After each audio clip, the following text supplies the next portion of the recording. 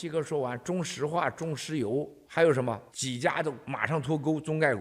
那存托凭证你得把钱得还给人家，你还给以后，这个钱里边有很多问题啊，出问题了。这个东西最怕跟什么呢？就是你滚雪球，你滚就怕你停下来。他现在滚着滚着，叭停下来了。这个滚着滚着雪球，他已经不滚雪球了，他滚屎球。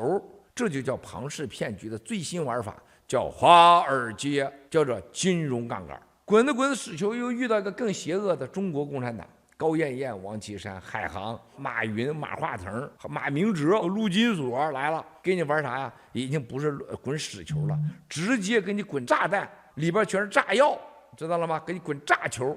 这个时候别停，还滚。这时候最怕什么呀？就怕滚着滚着中间有个东西突然出一块石头，邦叽给炸了就完了。像香港、像 UAE、像沙特、像日本，给你美元脱钩。不仅是香港完了，他点着了一把火，香港这一把火就把这个屎球、雪球咚就给点燃了。这就是美国现在中概股的脱钩和香港的这种火山的爆发，没人可以挡。现在共产党玩什么招啊？我砍，我死给你看！但是发现这个刀插哪儿去了？全插到香港4大不要脸和中国老百姓身上了。但是人家那个脑袋上那些最牛的人，就刚才那个照片封面，曾庆红的孙子孙女都在澳大利亚玩袋鼠、吃袋鼠肉呢，怎么能砍得着我了呢？是吧？叫老百姓买单，这就是中国的悲哀。如果你不相信，你走着看。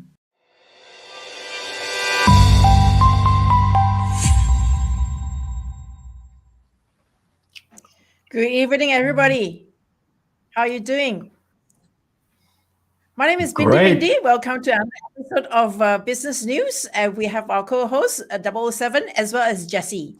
Say hi, guys. Hello. Today, we have 007 who coined today's topic as CCP's Wall Street Ponzi scheme. Who is paying for it? So we are asking the question because this is going to be a very interesting discussion. Maybe some people are going to be very depressed, while other people, I think, maybe a little bit happier, only because we have taken precaution to the best of our ability. I want to let 007 start off today's discussion. Who is paying for CCP as well as Wall Street's Ponzi scheme? I mean, maybe you want to explain what Ponzi scheme is that we are talking about. Over to you, 007. Okay. All right. Thank you, Bindi. Hello, Jesse. Hello, everyone. Good evening. Okay, we're in Sydney now on the same page, on the same stage. We're going to talk about who is paying for this Ponzi scheme. Okay, remember Miles Gore described the snowballing effect of from a pool ball into leveraged into what? Explosive what ball. Explosive ball. So snowball. And then they pool to explosive. Snowball in the pool ball, and then explosive ball, and then you need a stone there to ignite it. Okay, but by the end of the day.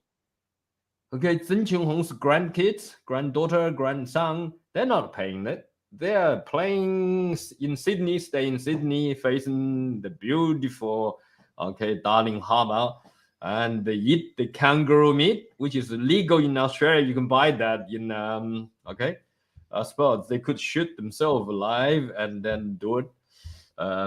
Generally not recommended. And play with the kangaroo. So how's that work? Eat the meat and play with it. Eat the dog and play with the dog. Okay, so that making me thinking that way. So maybe not that way. Anyway, who is paying it? Not those CCP's cards families. They got their own cash and hard asset. They're not geared. They just stored or deposit in some like Swiss bank. Some secret. Warehouses where they lock the jewelries, the gold, precious metals, the other ones. They also lock down all the artifacts, very expensive, unique, stolen from China. Remember, Wang Qishan has bought us almost the 2 streets, put them together, all the houses under. They dig the whole tunnel there, empty. So they put all that stuff inside, which is as valuable as a country almost. They could be as valuable as the GDP of Australia. Each of them, what they stored. So who is paying for it? Let me give you example. Have you can you remember that we did some programs somewhat time back? We talk about the superannuation fund for the Chinese population. Okay, by year 2035, the fund is going to go down to zero. In other words, by that year, so 12, about 13 years time, all the working population, including private, public, and individual who are mandated to pay the superannuation contribution, I think it's somewhat 11% or 16%. I think 16% of your wages. Once that they got that, it's locked in a superannuation fund, but not self-managed in China. You don't have that. You put a public managed by CCPs, fund managers. You know what they do? So now they're still growing. By the time in the 6 years' time, they will be tipped to 36 trillion RMB. Okay, then they're going down rapidly. That's the graph. But according to some intel, this money never really been kept in that specific account, just pay the superannuation. Every month, so much contribution come in. It's like insurance, right? The company, then they're allowed to put the money overseas and buy some, family trust and do that. Only the CCP have the power to decide where the money is. So what they do, they worked with the Wall Street together. Okay, if you have some financial derivatives products, we're going to buy it as long as you guarantee a payment of interest. Okay, but the thing is, the first snowball is okay, 10%. Okay, maybe return. Then that is a packet again. Okay, leverage another 10 times to some other, maybe U.S. pension fund. Maybe Miles Gore said there's always about some 30 fund managers always do the same thing, no matter within China or within US or Europe. These are the families, that's the business. Okay, they remember the money is not, most time it's not theirs. They got the power to manage the money. That's what it is. You remember when they sell or buy, they're charging what percent? 1%, 1.5%, and the management fee is about 2.5%. So doesn't matter where you sell, make money, or buy, look money, or short or long, they're making money first. So if they do the trading in a year a few times, 20%, it's a huge big amount of money. You're talking about, $100 billions. That's the scale they're doing it. So you can see, no wonder my superannuation fund, after 16 years, go with one of the major fund. 16 years later, I didn't get 1 cent dividends. I lost my capital 25% in Australia. This is you're talking about Australian superannuation? Yeah. I know. Maybe you have put yourself with a balance fund. No, not self-managed fund. That was 20 years ago. Balance. Did you put yourself in a balance fund? That makes a difference as well. I was advised by my accountant to do that. There was some cash there, so we put the cash in, and then you never heard from them, but they still pay accounting fee, to audit and down. It's a lot, Okay, I think Jesse is wanting to say something. What? Let's just give the time over to Jesse. Sure. All right, Jess, you go. Chocolate. Okay, I'll start with this. Westpac. All right, Westpac just released a report, I think a few days ago. So he said their total assets with exposure to defaults. Yeah, with exposure to default, end of the quarter of June, is AUD. Yeah, AUD is about 1.213 trillion. I was a bit shocked when I saw that. I thought, I think it's billion, but it was trillion. All right, now the quarter ending March was 1.184 trillion. So technically, we are looking at about 30 million increase in exposure of default, total assets exposure with exposure to default. That's about 4% increase Q-on-Q, quarter-on-quarter. All right. We don't know if, like what 007 is saying, the snowballing, will it be will it 4 by 4 by 4 by 4 compounding interest, and we know how that works. It's not going to end well. But I was shocked that this piece of news actually came out. Assets with exposure to default. That's huge. You know, what's the right now? Huge. Because exactly. Because this is on the books. It hasn't been accounted for devaluation because it's assets. You know, we don't have numbers to them, but of course we can take a leaf from what what has happened in China, like a property in like one of the prime area of the city of Shenzhen. There was 35 properties listed, you know, and one of the steepest drop was 36%. 36% drop in property prices. All right, and the average was 20%. 72% of the property listed in good areas in Shenzhen. Now we're talking Shenzhen, tier 1, super tier 1 city. Yeah. Average drop was 20%. 70% of them was 20% drop. That's huge. All right. I don't know if it's a bellwether of things to come. But then, of course, you know, you were talking about the Ponzi, the Wall Street Ponzi. So let's have a little bit of play on number. So from what I understand, you know, per annum securities trading, you know, on the exchanges on US equity is about per year, is $115 trillion. All right. Now, Main Street, investor like you and me, you know, we collectively who invested in Wall Street, that is, we collectively own about 38 trillions worth of equities in the US market. So you are absolutely spot on when you said, you know, it is like a cannonball and then a pool ball.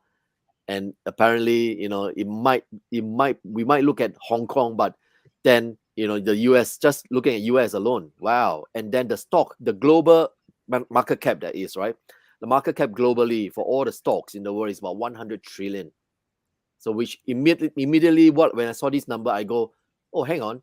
So what type of exposure do they have to the CCP market, right? The property market, the banks, the loans, the collaterals, you know, and the leverage. Because he mentioned about leverage, which is a key term actually. The key operative word is leverage, you know, ratios. I think leverage is all right. In normal sense of, you know, things is all right. But when it's used for nefarious purposes, then one have to worry, because how are they leveraging, and how are they packaging it that normal investor like yourself, or don't forget ourselves, not normal, you know, like funds, how are they, like you are super, you know, how are they investing in do they know that they are investing with a ticking time bomb, you know, and when will it burst? I know Bindi before the program was genuinely like excited that there was a timeline now from Mr. Mouse. When will this all explode? Tell us, Bindi, tell us. Because we want to prove ourselves correct. We want to be avenged. Correct. Yeah, and we have a range of dates. We have a range of dates. Yeah. Well, all right. Well, I think you know, the general theory and the observation is, once in terms of the entire system in the matrix, once one section have some kind of questions, for example, fear of fraud, fear of someone stolen the money, fear of someone did their bank account unaudited, you know what? All CCPs, derivatives, financial market interactions are all like that. I mean, you could, like SEC could, you know, demand the audited asset, okay, by independent auditors before they can do that kind of listings in US market. But only CCPs, especially those big companies that Miles Gore been mentioning, okay, been decoupled, okay, these guys, they are exempted. Under what reason? Oh, this business is our military security secret, so we cannot disclose that out. Can't you believe the US, the regulator, they even believed in them and let them go, let them take the money out. You know, they have so much cash. So what they do, they didn't put in China, okay? They put in Hong Kong and use that, say for example, $1 trillion, and then issue another 10 or $70 trillion of notes, banknotes guaranteed by the bank and backed up by the CCPs as a nation. Okay, so they're going to buy. That's what happened. They're created in the leverage. They create the money. And when they do that, I'm sure whatever they buy and sell, they always get kickback. Banks score some kickback, 50%. So they never really envisage or planned purposefully to think they're going to get any return back. It's just that's why it's a shit ball first, then it's a snowball, shit ball, and then what ball? Fireball, and then a bomb ball. That's why, because in that level, they never planned for. The CCP planned from the beginning. Okay, that's how they did it, and been encouraged, at least accommodated by the SEC. Okay, SEC or the other ones. Okay, commodity whenever we talk about and the futures trading commission. Yeah, whenever they talk about leverage, it always reminds me of the GFC time when we talk about the derivatives that they repackage all the debts and then they sell it on to the next one and then they repackage it and then sell it to the next. And that's how a subprime crisis came about. Now leveraging, and we are actually going on a much bigger scale, only because we have the CCP involved in this all thing. And what makes it scary is because they can value one thing at a price that is maybe 10,000 times or more, because lying is their norm, is their modus operandi. They will make. So at the end of the day, we are on the receiving end. The investors per se, the retail investors, the people who pension funds, they are on the receiving side because their fund manager has been paid off by the CCP and get them to invest in things which do not that has no value at all. So who is paying for this all? Number one thing, Mount Score already said, it is the people of China, because these people are paddling very hard for decades of their lives to pay for the airspace that they call home or investment property. Right? Because the bulk of domestic debt in China is in real estate. That's the first one. Then, of course, they also put money into the so-called managed funds as well, various investments. So the Chinese people copped it worst. And then you, of course, have the people who have pension fund owners, fund holders. These are the people who are also copying it. I have another layer. I propose that it will be the shareholders of various bank institutions. You know, you think that banks are safe investment, aren't they? No, supposed to be. No. They're supposed to be.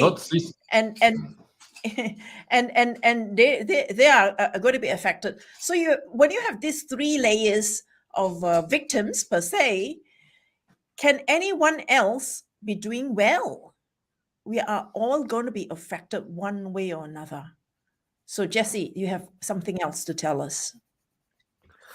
Yeah, I think Chinese East Coast, we are looking at really the tulips of the Netherlands all over again. You know, it's so frothy that you cannot believe that you have to like paying $10,000 for one tulip bulbs, and you're speculating it in and based on fake economic data that's coming out from China. We know that it's not 1.4 billion people, it's like 970 million people, and probably in some of the numbers are even overstated. Now, who pays the price then? Like you say, in what way?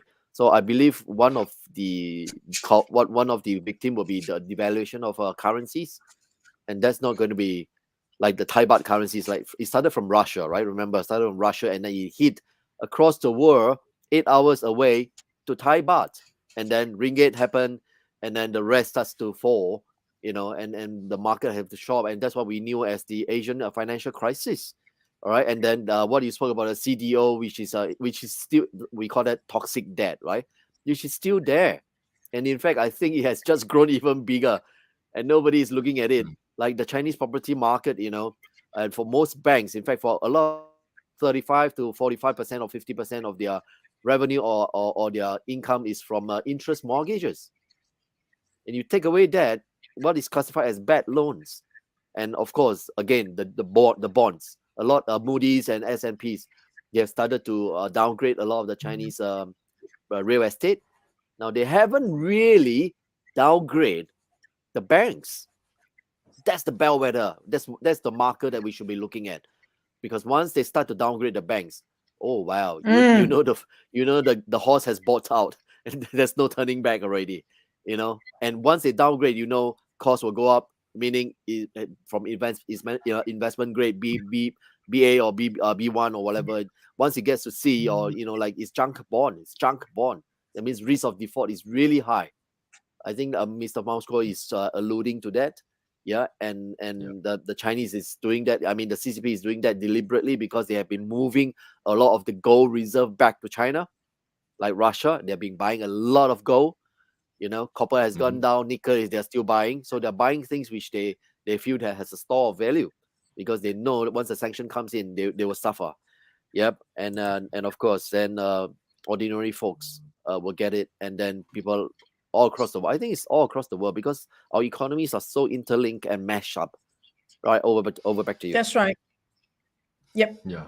Okay, 007. Do we have a next video? Yeah, next video. Yeah.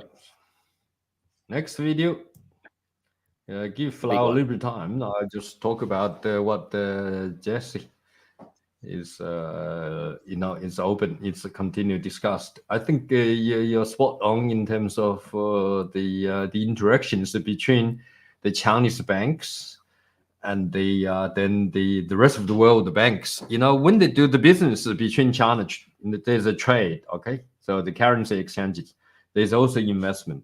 So okay, investment in shit balls like the high-rise buildings are overpriced and everything. Okay, but they cost more to build than in what we build here, right? So it cost double or 3 times cost, which shouldn't be, because just the land price are overinflated and the government charges and so on. So the CCP got money already and sell you overinflated houses. And it takes you about 30 years to become a enslaved, okay, server for servicemen provided for the bank interest, okay.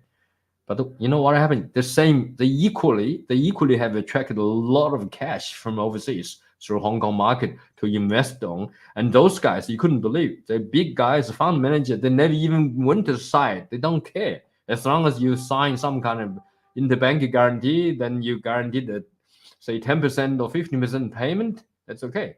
So after 1, 2, 3, 4 years, you know what? The principal is gone already, okay? So no more. That's it. Someone is taking the money. You cannot really trace. All the CCP's family are doing that.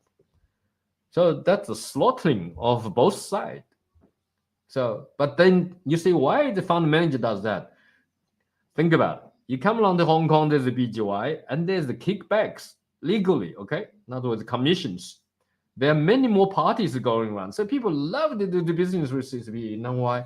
All the things that you can enjoy so-called yourself is provided by your own money. So use US money to kill the US economy. That's what CCP does. And they never think you want the interest, they want your principal, okay? So it's only about the 5 years gap, normally 3 to 4 years, gone. So they get you 20% total principal, and you lost 80% principal, and you get some interest. Okay, this is the game. Always the game. That's a new insight to me. You want the interest and they want your principal. Oh man, we need to really move on. 5 more minutes to go. Next video, please. Okay.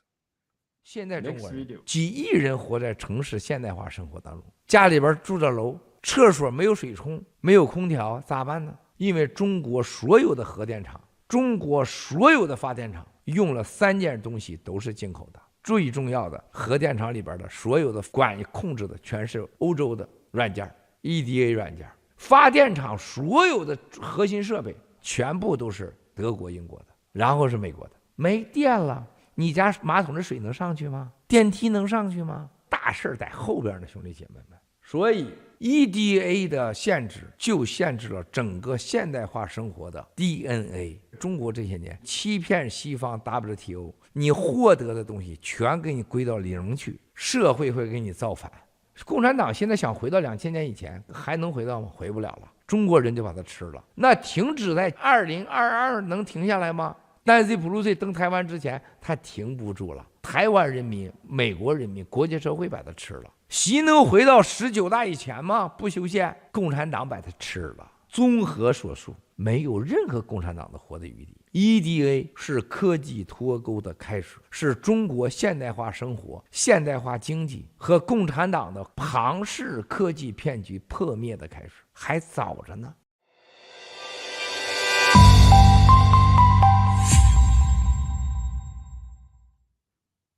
Well, After watching that video, if anybody is still going to live in high rise, I think they are just digging their own grave.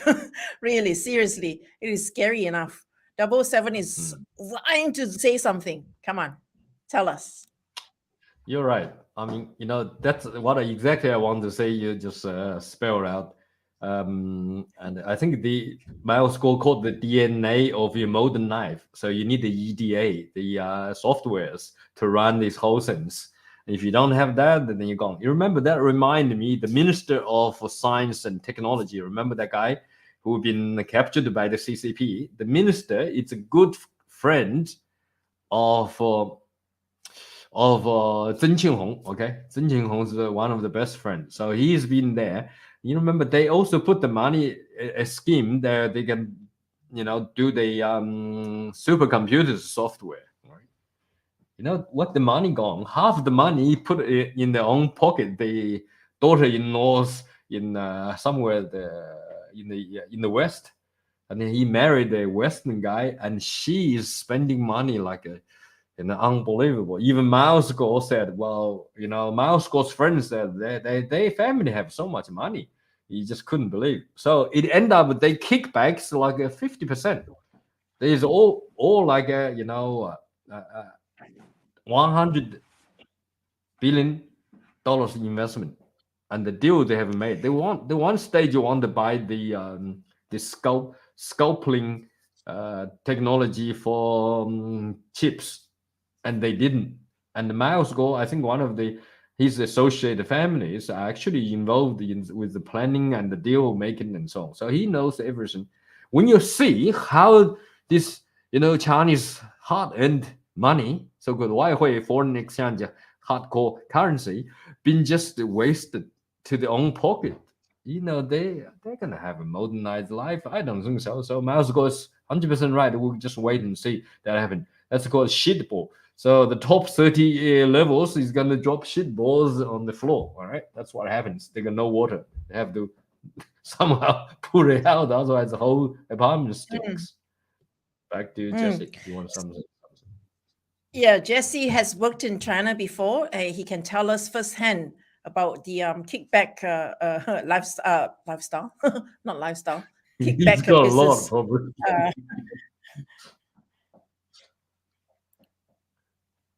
It's part of life. But I want to talk about the new buildings, apartments. A lot of people go, oh yeah, gravity fed pressure, water, you can still have water. That's in the past. Buildings built in the past, the water tanks are up there. Nowadays buildings, the water tank are below. That's why they need to pump it up and then go down. So, and I don't know if you guys have lived one day without water. Just going to the bathroom is a big challenge. Yeah. Yeah. And from that you have your hygiene security straight away is impacted. Give you 1 week, there will be diseases floating around, real diseases. And food security. You've got no fridge. There's no power. How are you going to keep? I don't know how you're going to store your produce. What about you? They say, oh, logistics. Then it's the same thing, isn't it? You don't have power. Even if you're on electric bikes, you need electricity to power that. And really, by then, all the rationing of all these what we call, we have been talking about energy, right? All energy are reserved for the elites, not the normal people. I've got mates who live on the 30th floor, and they go, all right, if the lift is done, they will live in they'll go live in a hotel for a few days or a couple of weeks. I said, yeah, but what if the hotel has got no water also? Have you thought about it? What are you going to do? It's the same thing all over again, isn't it? Actually, and there's no big. Go on. Go. You finish. Yep. And there's not enough gasoline and there's not enough diesel for your so-called backup power generator. Generator usually can last you maybe 2 hours. Okay, 5 hours. That's it, max. The end, kaput. You know, and society crisis will come in. So the You know, crisis I is have to show people how ignorant I have been. Even though Miles Guo has been talking about what life is going to be like in the future, you know, especially telling people not to be living in high rise. I never imagined how this is going to come about until he mentioned about microchip used in a nuclear plant. Never thought about it.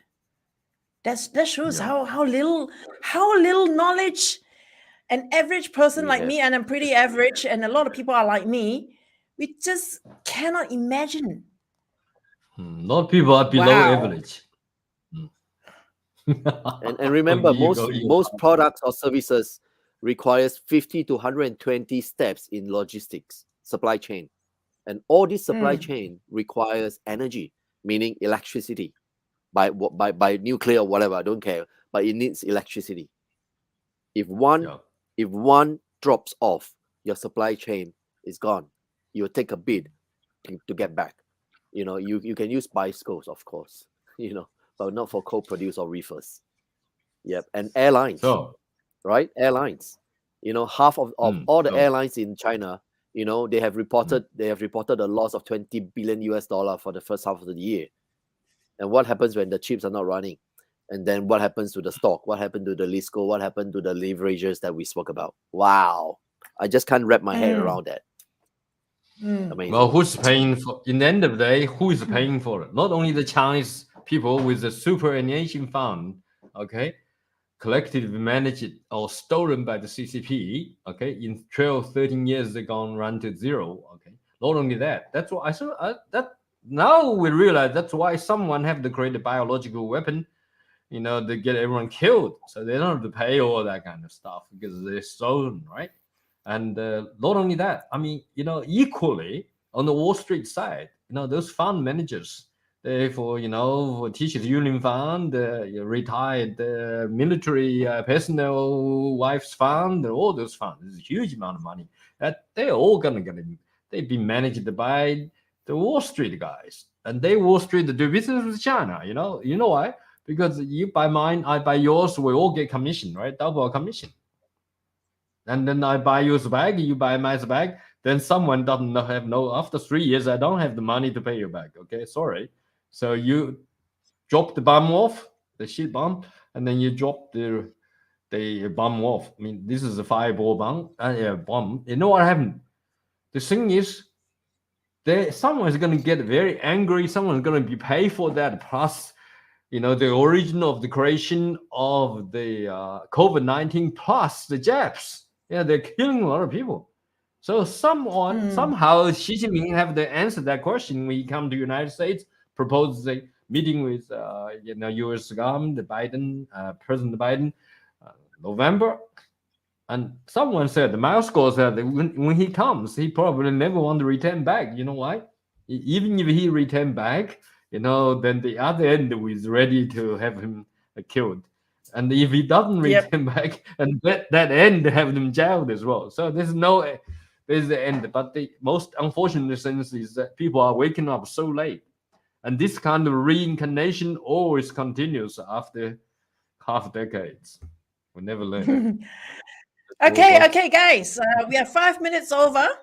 Let's call this a day.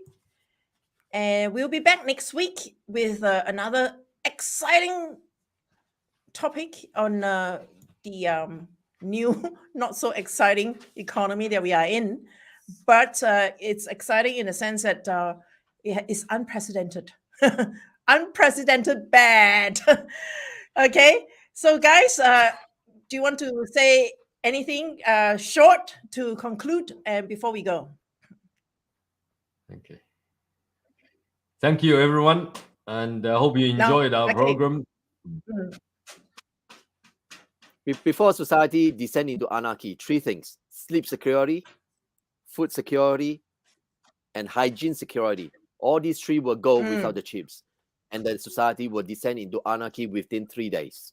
There you go. Thank you. Here you go. Thank you. All right. So, but back to feudal enslaved society again.